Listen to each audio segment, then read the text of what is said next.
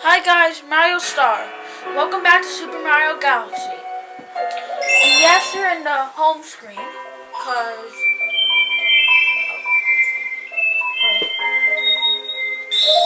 last episode we beaten Bowser once and for all. But now, what else is there to do? And she'll tell you, welcome back. I knew you would return eventually. Please look down at your feet.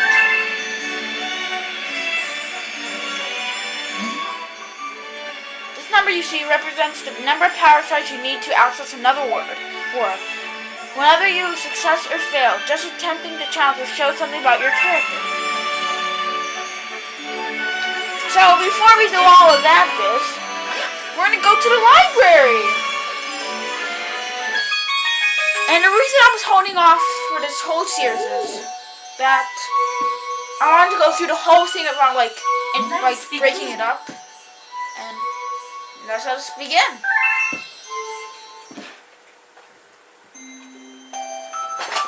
Chapter 1, The Celestial Duel. Our story begins a very, very long time ago with a young girl. One day, this girl spotted a rusted spaceship holding a small star child. What's your name? Are you lost? The girl asked the star child. I'm Luma, and I'm waiting for Mama. She's coming for me on a comet, said the star child, who had been waiting day and night.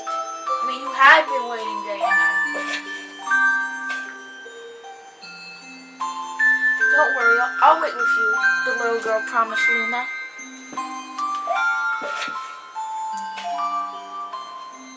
At nightfall, the little girl borrowed her father's telescope and peered into the sky. She looked and looked, but she saw nothing. Hours turned into days, and then years, but still the sky revealed nothing. Finally, the little girl sighed and said to Luma, if we stay here looking much longer, I'll be an old lady soon. But then she had an idea.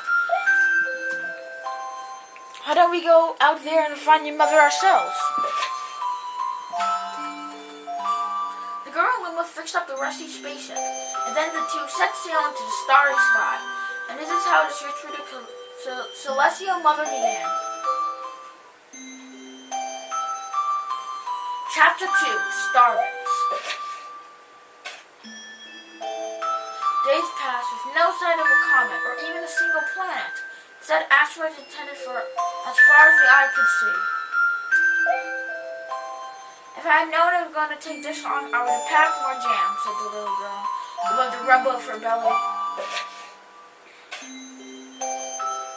Before they left, she had packed all the essentials: telescope, butterfly net, stuffed bunny, bread, milk, jam, and apricot-flavored tea, but I forgot to bring water. At this, Luma burst into gales of laughter, and then the girl began to pout. As long as I have Starlit, I'll be fine, to Luma. Want some? The little girl couldn't say mad after hearing this. Luma continued to laugh, and the girl couldn't help but join in. Alright, maybe just a nibble. Leaning far out of the ship, the pair began to collect starbits with the girl's net. They almost fell over a few times, but they kept on collecting. The starbits tasted like honey. Chapter 3, The Comet. A beam of light pierced through the ship's window. Thinking it was the morning sun, the girl peered through the window, only to find a turquoise blue comet shimmering at her. The little girl shook the sleeping Luma awake and shouted excitedly, "We have to get to that comet!" The pair descended on the comet and found it was made of ice. They looked high and low, but Luma's mother was nowhere to be found. Exhausted, the little girl sat down with a flop, utterly unable to take another step. Look! Peering out the icy ground where Luma was pointing, the girl suddenly noticed clusters of starbits encased in the ice. Pretty good, huh? Finding my starbits is my specialty, said Luma, beaming. There's ice here, but it's so warm, I bet there's water here too. The two decided to stay on the comet for a while. Writing the Tortoise comic, the pair continued their search for Luma's mother. Chapter 4, The Dream. One night, the girl dreamed about her own mother. "Where are you going?" she asked, her mother's retreating back. Without turning, her mother replied, "Don't fret, dearest. I'm not going anywhere. I'm always watching over you, like the sun in the day and the moon in the night." A wave of sadness washed over the girl. "What about when it rains and I can't see the sun or the moon?" Her mother thought for a moment before responding. "I'll turn into a star in the cloud and wait for your tears to dry." When she awoke, the girl's face was damp with tears. "You have starbursts in your eyes," said Luma to the girl. "Cover your face," the girl replied. "These are tears, not starbursts. I'm crying because I'll never see my mother again, ever again." At this, Luma began to cry too. "Mama, oh mama, why?" The pair traveled through the starry skies, and soon they encountered many of the other comets. Not one of them had Luma's mother. Luma was disappointed. Now, Luma," the rain clouds won't go away if you keep crying," the girl said. Give Luma a squeeze. "I'll give you a present if you stop." The girl closed her eyes and said gently, "I'll take care of you." With deep words, she felt a small spark in her heart. Chapter 5, Home. "The kitchen will go here and the library will go over there," the girl said busily to herself. "We'll put the gate here." Ever since the girl took Luma under her care, she'd been bustling about at a feverish pace. It's a lot of work, but it's worth to make a happy home. It turned out that the starbursts weren't the only things buried in the ice. There's tools and furniture, unlike any they have ever seen. And the girl used them to build a home. Looking at the completed house, Luma remarked, "Don't you think it's awfully big for just the two of us? With a library, bedroom, kitchen, fountain, and a gate. It was certainly spacious, but still something seemed to be missing. If only my father, brother, and mother were here," the girl said wistfully. Indeed, the house was too large for its two small residents. The night, clutching her favorite stuffed bunny close to her heart, the girl fell asleep in the Starship. Chapter 6, Friends. Then one day, while the girl sat sipping tea, a tiny apricot-colored planet appeared on the horizon. From the planet, another Luma of the same color emerged. "Do you two know each other?" the girl asked the two gleefully. Despite the girl's excitement, they seemed uneasy. The two Lumas neither drew close nor backed away from each other. Instead, they just stared. Then one Luma broke the silence. "My mama!" At once the apricot Luma parted back. "My mama, my mama! My mama, my mama!" Then the two Lumas began to dance around the girl frantically, and neither showed any sign of stopping. The girl was too charmed by this adorable scene that she couldn't help but laugh. And that's when something very strange happened. Suddenly, more Lumas began to pop up out from the apricot planet. They were different colors, but they all shouted the same thing. "My mama, my mama!" Sight of all the shouting Lumas only made the girl laugh harder. What am I going to do with all these children?" The Lumas just stared blankly as she bubbled over laughing. "Alice will have to name each and every one of you. Tomorrow, when she had finished naming them all, she would begin moving all the Lumas into a new house." Chapter 7, The Telescope. After seeing the 100th comet, a sudden thought popped into the girl's head. "I wonder if my home planet still as blue as it was." That's when she remembered her father's telescope. Peeking into the telescope, a tiny blue dot floated into her sight, smaller than a starlet. "How strange, it's so far away, but it feels so close."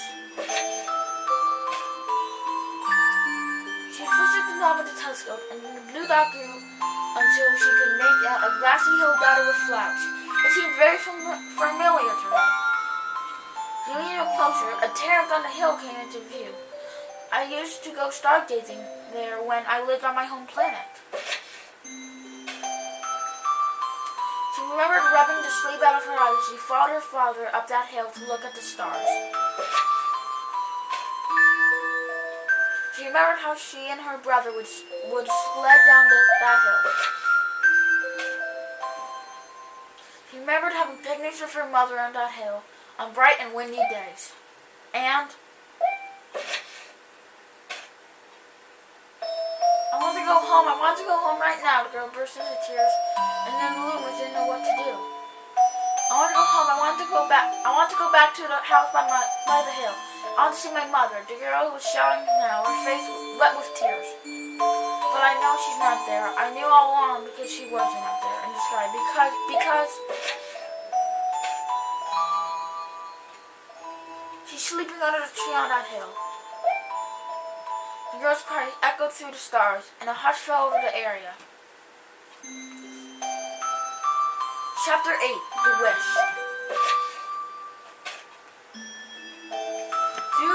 Though usually quite cheery, one day the girl became sad again. Luma drew close and tried to comfort her. Mama, you still have me. And don't be sad about your mama, because she's a part of you. That means she's always close by. It's like me, I love starbursts because they remind me of my mama.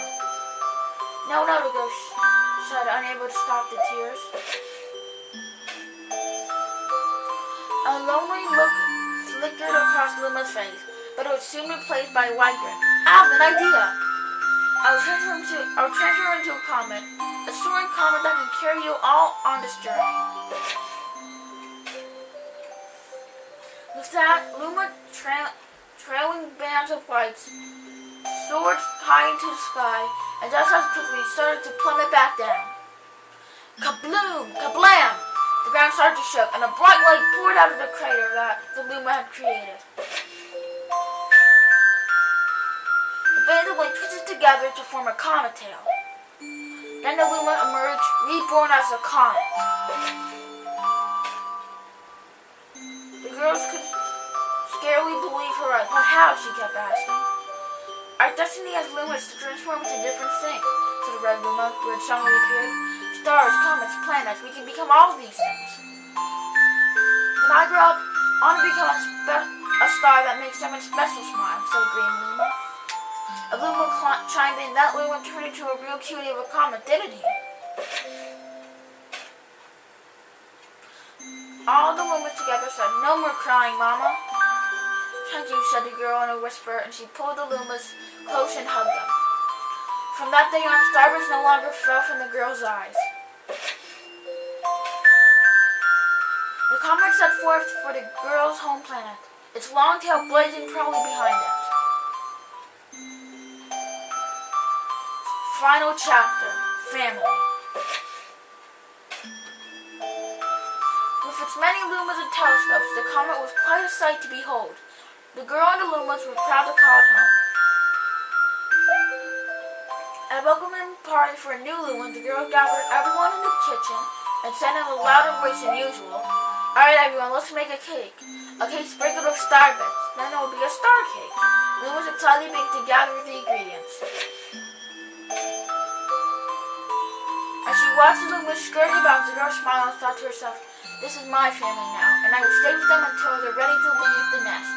And when they do leave, I'll send them off with a smile. And that's what makes a mother happiest.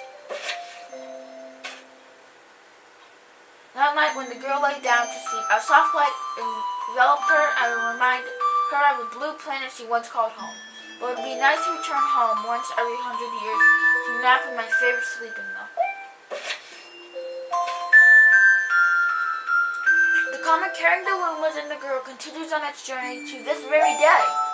With more family members in tow that can be countered, it's said that the comet visits the girl's home planet once every 100 years. It was proud white tail glittering in the sky. The end. That's all. That's all. My story is finished. So, that's it for this episode. Leave a like. I hope you enjoyed this video.